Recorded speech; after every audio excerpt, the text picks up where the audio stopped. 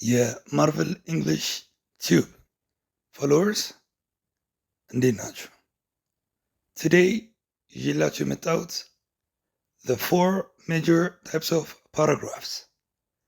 እንደምታውቁት የማትሪክ ጥያቄ 120 ብዛት እንዳለው ታውቃላችሁ። ከ120ው ጥያቄ ከ20 እስከ 25 የሚሆኑት እስከ ዛሬ በነበረው ትሬንድ የራይቲንግ ጥያቄዎች ናቸው። ከ20 እስከ 25 የሚሆኑ ጥያቄዎች በአቨሬጅ። ከራይቲንግ ፓርት ጥያቄዎች ውስጥ 5-6ቱ ካንስ ኦፍ ፓራግራፍስ ላይ ያተኩራሉ። ያ ማለት ከራይቲንግ ሴክሽን 1/4 በብዛት ከራይቲንግ ሴክሽን ከሚመጡት ውስጥ በብዛት የሚመጡት ካንስ ኦፍ ፓራግራፍስ እንዲሁም ሌተር ራይቲንግ ናቸው። በዚህ ቪዲዮ ካንስ ኦፍ ፓራግራፍስ እነማን እንደሆኑ፣ እንዴት እንደምትለዩቸው፣ ምን እንደሚያሳስታችሁ፣ ፈተና ላይ ስትጠየቁ እንዴት እንደምትመልሱ ትረዳላችሁ። በእርግጠኝነት ከዚህ ቪዲዮ ታተርፋላችሁ። መጀመሪያ ታይፕስ ኦፍ ፓራግራፍስ እነማን ናቸው አንድ ባንድ እናያለን፣ በምሳሌ በኋላ ጥያቄዎች፣ እንዲሁም ደግሞ የተመረጡ የማትሪክ ጥያቄዎች ካንስ ኦፍ ፓራግራፍስ ላይ እንሰራለን። Enjoy watching the video as usual. So the four types of paragraphs are 1. Descriptive paragraph. አንደኛው descriptive paragraph ነው። በአማርኛ ስዕላዊ ድርሰት እንደምንለው አይነት ማለት ነው። The second one is narrative paragraph. narrative paragraph ተራኪ ድርሰት አይነት። ሶስተኛው expository paragraph በአማርኛ ገላጭ ድርሰት የምንለው ማለት ነው። አራተኛው argumentative or persuasive paragraph፣ ይህ ደግሞ አመዛዛኝ ወይም አከራካሪ የድርሰት አይነት የምንለው ነው ማለት ነው። ስሞቻቸው ምን እንደሆኑ ይገልጻሉ፣ ግን እስኪ አንድ ባንድ እናያቸው። The descriptive paragraph ስዕላዊ ጽሑፍ ምን አይነት ነው? ስዕላዊ ጽሑፍ ወይም descriptive paragraph shows the reader what a thing or a person is like። አንድ ነገር ምን እንደሆነ እንዴት እንደሆነ የሚገልጽ ነው፣ describe የሚያደርግ ነው። ነገር ግን describe ሲያደርግ it paints word picture in the reader's mind። ምስል መከሰት ነው፣ ምስል ከሳች ነው ማለት ኢሜጅ ይፈጥራል። ዝም ብሎ ፋክት ብቻ ሳይሆን የሚደረድረው ብዙ አድጀክቲቭ በመጠቀም ገላጭ ቃላቶችን በመጠቀም አርቲስቲክ በሆነ መንገድ ሊትራሪ ኢፌክት በማምጣት አንባቢው ላይ ምስል መከሰት ነው። so it goes beyond expressing facts። ዝም ብሎ ጥሬ ነገርን ከመግለጽ በላይ ነው ማለት ነው። it appeals to the five senses። አንድ ነገር የምናየው አስመስለን እዛ አካባቢ ሪሊ እንዳለን አስመስለን እንድናይ ያደርገናል። it can be artistic in its quality. that means it deviates from the grammatical norms። ከተለመደው ግራመር ውጪ ወጣ ሊል ይችላል። የሆነ ስነ ጽሑፋዊ ውበት አለው ማለት ነው። እስኪ እነዚህን ኤግዛምፕሎች እንይ። 1. The room I found myself in was very large and high. The windows were long, narrow, and pointed, and a great distance from a dark apartment that was completely inaccessible inside። ይህን ፓራግራፍ ስታዩ የተሰመረባቸውን በቢጫ የተደረጉትን ቃላት ይዋቸው እስኪ። ቬሪ ላርጅ፣ ሃይ አድጀክቲቭ ናቸው። የስዕላዊ ድርሰት ቲፒካል መለያዎች ብዙ አድጀክቲቭ ወይም የሆነ ስነ ጽሑፋዊ ውበት የሚያመጡ ኤክስፕሬሽንስ ናቸው። again long, narrow, pointed, all are adjectives. dark, completely inaccessible. So this is typical descriptive paragraph. Let's see another example. There are blue, pink, and purple swirls spinning and twisting like clouds of balloons caught in a whirlwind. The sun moves slowly to hide behind the line of horizon, while the moon races to take its place in prominence atop the night sky. Here too, በከለር የተጻፉት ቃላቶች አጀክቲቭ እና የሆነ ስዕላዊ ይዘት ያላቸው አገላለጾች ናቸው። ሶ ዲስክሪፕቲቭ ፓራግራፍ የምንለው እንዲህ የተቀናበሩትን የተጻፉትን ነው። እስኪ የሚቀጥለውን አይነት ታይፕ ደግሞ እኔ ዘ ናሬቲቭ ፓራግራፍ። ይሄ ስሙ እንደሚያመለክተው it is used to narrate or tell a story. It tells a story. ትረካ ነው። ትረካ ባለፉ ነገሮች ላይ እንዲህ ነበረ፣ በአንድ ወቅት እንዲህ ነበረ፣ ከዛ በኋላ እንዲሆነ፣ መጨረሻ ላይ እንዲሆነ። ብዙ ጊዜ ኢቨንትስ ፓስት ኢቨንትስ ኢን ሲኩዌንስ በቅደም ተከተል ሲጀመር፣ መሃል ላይ፣ መጨረሻ ላይ እንዴት እንደነበረ በቅደም ተከተል ኢን ኤ ክሮኖሎጂካል ኦርደር ብዙ ጊዜ ይጻፋል። ኮመን የሆኑ ኤክስፕሬሽንስ በተለይ ጊዜን የሚመለከቱ ቃላት እንጠቀማለን። first of all, when, after that, then, finally, in the meantime, eventually, meanwhile. እነዚህ common expressions ናቸው። it uses past verbs ብዙ ጊዜ ስላለፈ ነገር ስለሆነ የሚያወራው past verb, past time expressions ይኖራሉ። past time expressions ለምሳሌ once upon a time, that means ከዕለታት አንድ ቀን, or once, 10 years ago, in 1985 እነዚህ ሁሉ ያለፉ የጊዜ ገላጮች ናቸው። when I was in high school, when I was young. so እንዲህ አይነት past time expressions እና events in sequence ሲኖር ናሬቲቭ ፓራግራፍ ነው እንላለን። እስኪ ኤግዛምፕሎችን 1. In May 1995, Christopher Reeve was riding a horse and had a serious fall. The accident damaged his spinal cord, says that he was left a quadriplegic and had to use a machine to help him breathe. So እዚህም በቢጫ የተጻፉትን ይዋቸው እስኪ May 1995 ይሄ ያለፈ ዓመተ ምህረት ነው። he was riding past tense ነው and he had a serious fall past tense ነው. damaged his spinal, was left quadriplegic and hard to use a machine. so እነዚህ ያለፉ ኢቨንቶች ናቸው። so ብዙ ጊዜ ናሬቲቭ ፓራግራፍ ላይ እንዲህ አይነት ነገር ይኖራል። let's have another example. Last year was the first time I had ever been the new kid at school.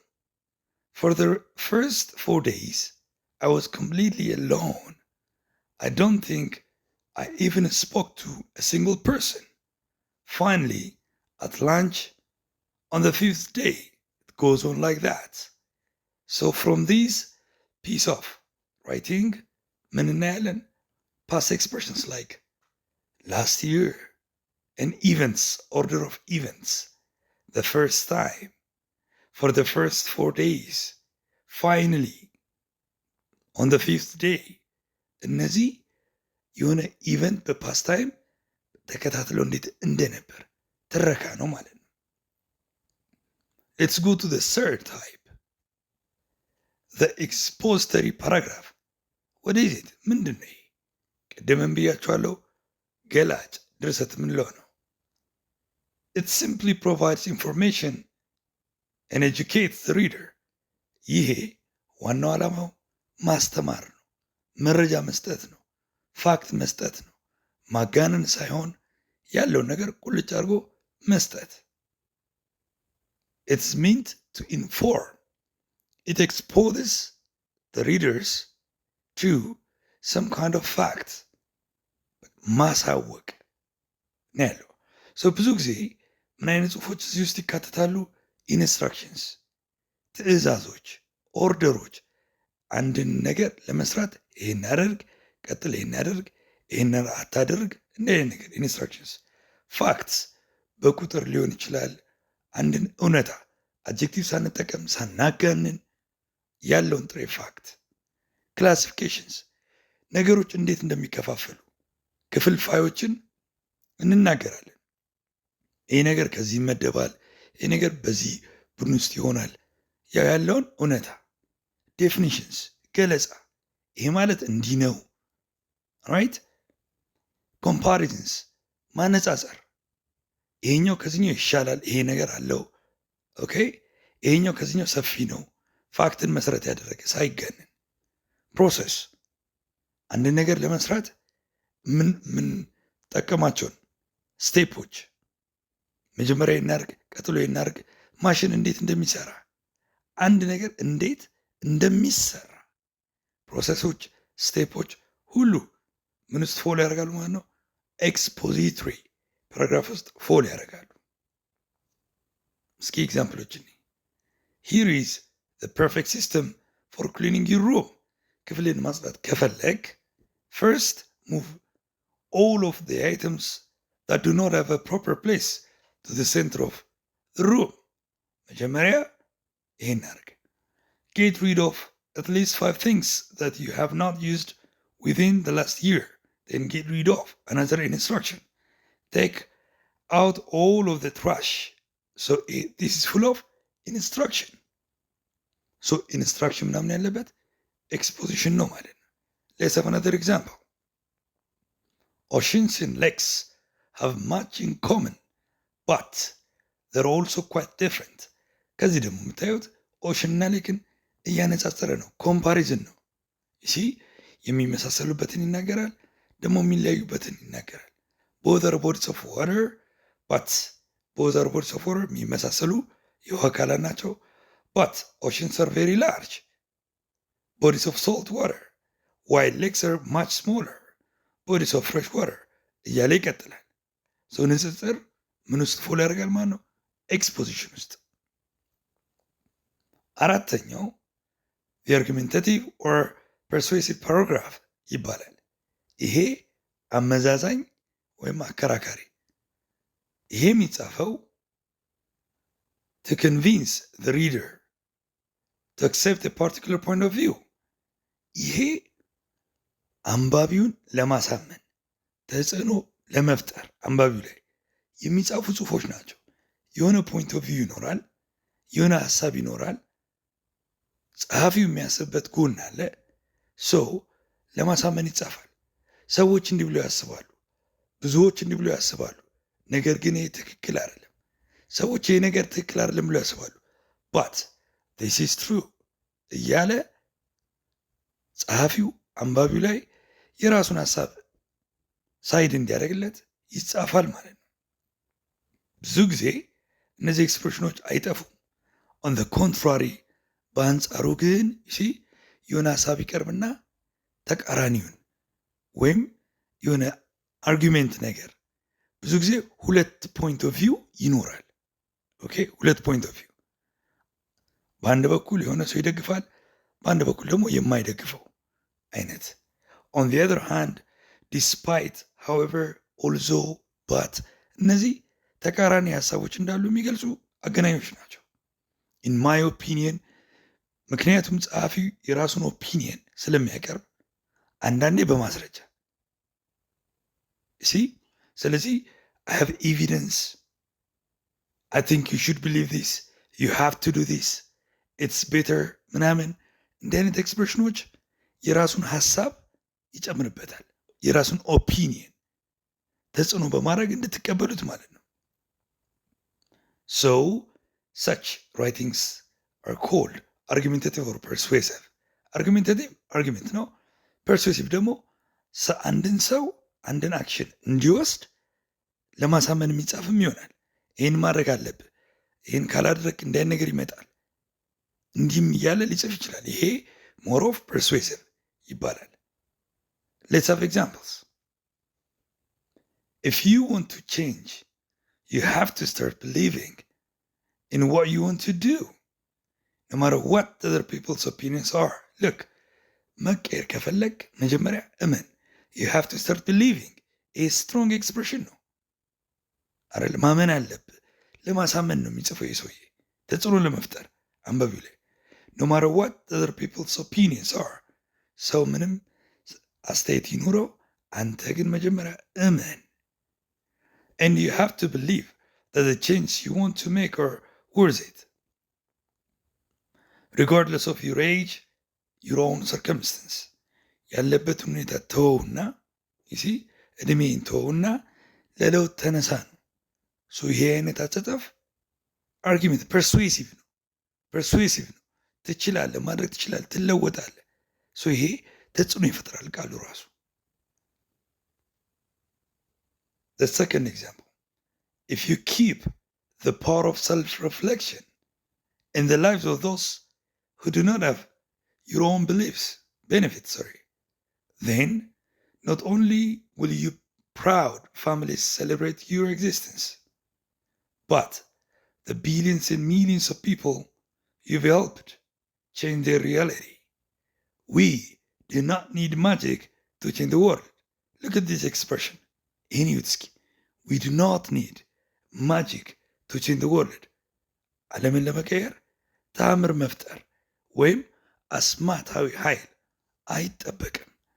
We can change. በአጋጣሚ ይሄም ስለ ለውጥ ነው የሚያወራው. እንዲህ አይነት ነገር ሲኖር ፐርስዌድ ለማድረግ ኮንቪንስ ለማድረግ የሚጻፍ. Now let's have exercise based on our discussion. ባጠናነው መሰረት የተወሰኑ ኤክስትራክቶች አሉ። እነሱ ከየትኛው ፓራግራፍ አይነት እንደተወሰዱ ትናገራላችሁ ማለት ነው። 4 kinds of paragraph. here ኤክስትራክት ብቻ ናቸው። ኤክስትራክት ማለት by the way ከሆነ ጽሑፍ ላይ ተወስዶ የመጣ ሙሉ ያልሆነ ማለት ነው። ፈተናም ላይ ብትጠይቁ እንደዛ ነው። አንድ ወይ ሁለት አረፍተ ነገር ይሆናል፣ ግን ቲፒክሊ የሆነ ፓራግራፍ ያመለክታል። ያን ትጠየቃላችሁ። ኢቭን ሴንቴንስ ከየትኛው ፓራግራፍ ተወሰደ ተብሎ ይጠየቃል። here more than a sentence ናቸው እዚህ ጋር ያሉት፣ ከአንድ አረፍተ ነገር በላይ ናቸው። ትናገራላችሁ። እስኪ አንድ ባንድ አንደኛ despite recent concerns related to the costs created by illegal and some legal immigration to the United States, this country has largely benefited from the skills, talents, and ambition that immigrants bring with them. ስታነቡት ወደ የትኛው የፓራግራፍ አይነት ይጠጋል? surely ወደ argumentative or persuasive. despite የምትለውን እዩ። you see concerns ቢኖርም ችግሮች ቢኖሩም ከኢሊግል እና some legal migration ጋር ችግሮች ቢኖሩም this country benefited, ሀገሪቱ ግን ከነዚሁ ሰዎች ሙያ፣ ችሎታ፣ አምቢሽን ብዙ ተጠቅማለች ይላል። ኮንትራዲክቶሪ ሀሳብ እንዳለ ኮንጃንክሽኑ ዲስፓይት ያሳያል ማለት ነው። this is taken from an argumentative piece of writing. Let's go to the next one. The lights grow brighter as the earth lurches away from the sun, and now the orchestra is playing yellow cocktail music.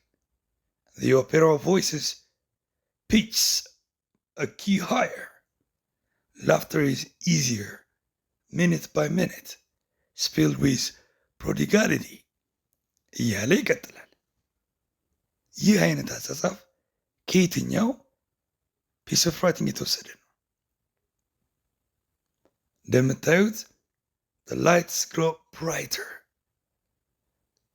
ብርሃኖቹ አምፖሎቹ እየደመቁ see when the earth lurches away from the sun, ፀሐይ እየጠለቀች ስትመጣ አካባቢው እየደመቀ መብራቱ እየደመቀ ሲመጣ the way the orchestra is playing ድምፁ ፒቹ ከፍተኛ እየሆነ ሲመጣ ይሄ descriptive more of ስዕላዊ የነበረውን ኢቨንት አዳምቆ አጋኖ የተናገረበት መንገድ ነው። So such paragraph is a descriptive piece of paragraph. Number 3. It's been almost 10 years since I first ran for political office. I was 35 at that time. 4 years out of law school, recently married, and generally impatient with life. እርግጠኛ ነኝ ይሄንን ፓስት ኢቨንት እንደሆነ አይታችሁ and I first run for political office የሚለውን አይታችሁ ናሬቲቭ ፓራግራፍ የተወሰደ እንደሆነ መገመት ትችላላችሁ። Let's see number 4. All toilet flush tanks work about the same. When the toilet is flushed, the trip handle lifts the tank bowl, opening the outlet and letting water flow into the bowl. When the tank is nearly empty, the bowl falls back in place over the outlet. ይህ ምን አይነት ጽሑፍ ነው? በእርግጠኝነት እንደምታዩት ቶይሌት ፍለሽ እንዴት እንደሚሰራ በሽንት ቤት ውስጥ ያለ ውሃው እንዴት ቆሻሻውን እንደሚያጠራው ውሃው እንዴት እንደሚፈስ እንዴት እንደሚመጣ የሚያሳይ ነው። ቅድም እንዳልኳችሁ አንድ ነገር እንዴት እንደሚሰራ ወይም አንድ ነገር እንዴት እንደሚሰራ ፕሮሰሶች፣ ስቴፖች ምን አይነት ጽሑፎች ናቸው? ያው expository አይነት ጽሑፎች ናቸው። So surely this is taken from an expository paragraph. 5.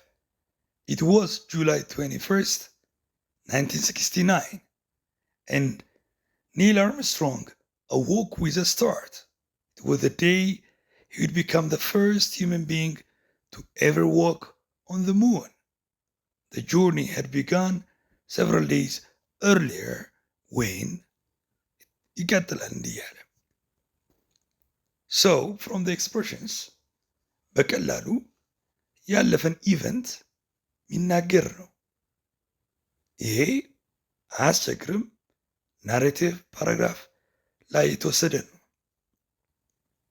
Let's have another one. When you complete your test, click the mark as done on button to let their teacher know that you have finished. You see, ይህ ትእዛዝ ነው። ኢንስትራክሽን ነው። So ኢንስትራክሽኖች ደግሞ ምንስ ነው ፎሎ የሚያደርጉት? obviously expository paragraph. Instructions, facts, comparisons ቅድም ብለናል አይደለ? ዴፊኒሽንስ፣ ክላሲፊኬሽንስ እነዚህ ሁሉ ኤክስፖዚሽን ላይ ነው ፎሎ የሚያደርጉት። Okay, let's now have questions from the entrance exam papers. የተመረጡ ጥያቄዎች ናቸው ከብዙ ዓመት የማትሪክ ጥያቄዎች ውስጥ። እስኪ ለመለማመድ ያጠናነውን ለመለማመድ ያስችላሉ ብዬ ያሰብኳቸውን አቅርቤላችኋለሁ። ኦኬ፣ ያው ምረጥ ነው ባጭሩ። ከየትኛው የፓራግራፍ አይነት ተወሰደ? most of them are extracts። አንዳንዶቹ ደግሞ ያው ታይፑ ይነገርና የትኛው ሴንቴንስ ናሬቲቭ ነው ዲስክሪፕቲቭ ነው ኦል ሴም። ስለዚህ ጥያቄዎቹን ለማሳጠር ሞክሬያለሁ። በየጥያቄው ላይ ከየትኛው ተወሰደ የሚላለ እሱን አንስቼዋለሁ። በአጭሩ ተመሳሳይ ጥያቄ ስለሆነ ማለት ነው። Number 1. A man and his son were once going with their donkey to a market. ይህ መቼም በልጅነት ተረት ተረት ኢን ኢንግሊሽ ስቶሪ ስታነቡ ያያችሁት አይነት ነገር ነው። So simple። በእርግጠኝነት መልሳችሁታል። The answer should be A. It is narrative. Key expression where once going past ነው። ከዕለታት አንድ ቀን አንድ ሰውዬ ከልጁ ጋር ከአያቸው ጋር ወደ ገበያ እየሄዱ ነበር። ትረካ typical ትረካ ወይም ተረት። Let's go to number 2.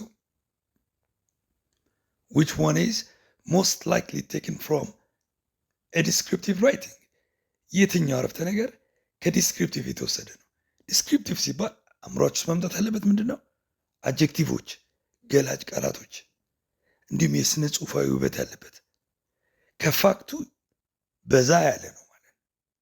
ኤክስፖዚሽን ሲሆን ፋክት ላይ ነው፣ በቃ አይጨምርም አይቀንስም። ዲስክሪፕሽን ሲሆን ግን ይጨምርበታል፣ ያጋንነዋል፣ ውበት ይሰጠዋል። ሶ አንድ ባንድ ነው እስኪ A.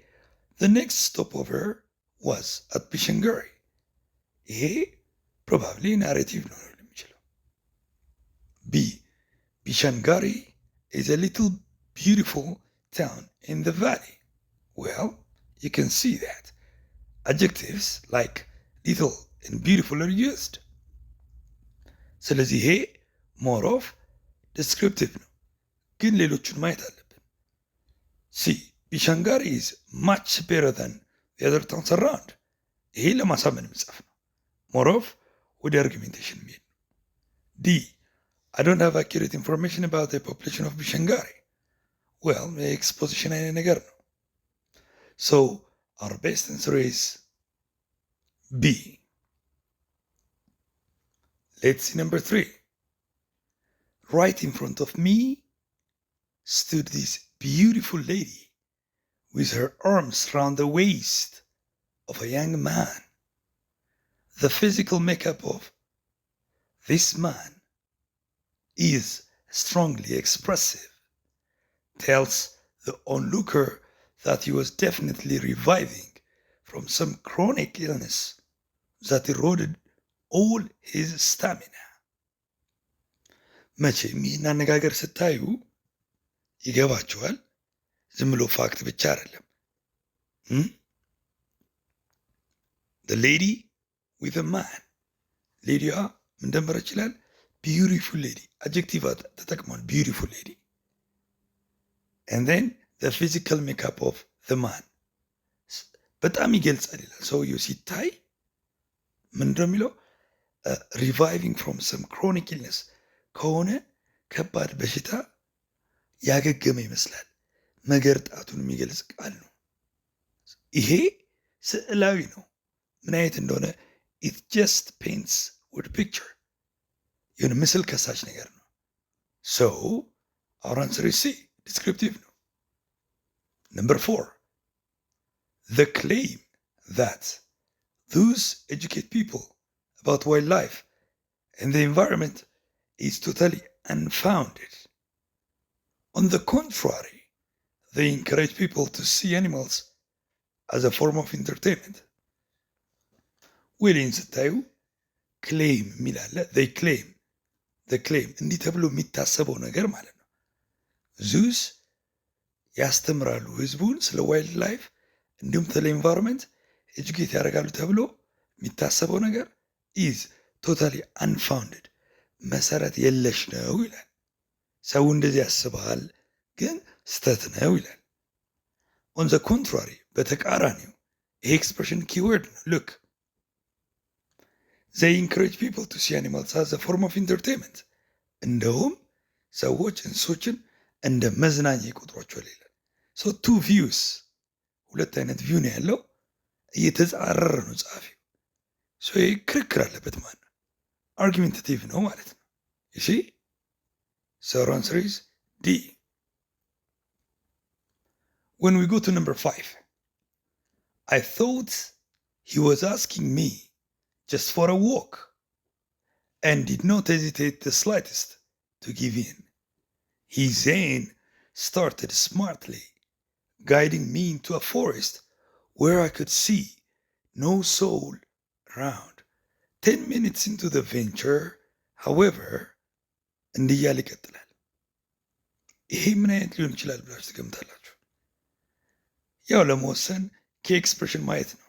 I thought ይላል past ነው I think ካልኩ አሁን ይመስለኛል ነው I thought ከሆነ መስሎኝ ነበር past I thought he was asking me just for a walk እናድርግ ብቻ ያለ መስሎኝ ነበር did not hesitate the slightest ምንም አልተጠራጠርኩም እሺ አልኩ he then look at the word then የምትለውን ቃል በጣም ወሳኝ ነች ብዙ ጊዜ ናሬቲቭ ፓራግራፍ ላይ አትጠፋም ከዛ በኋላ ያለ ይሲ ድርጊት ቅደም ተከተሉን ያሳየናል he then started smartly guiding me into the forest where I could see no solar on 10 minutes into the venture here comes another good point ከ10 ደቂቃ በኋላ ይሲ በጉዟችን መሃል እነዚህ ኤክስፕሬሽኖች የሚያሳዩት this extract is taken from a narrative piece of writing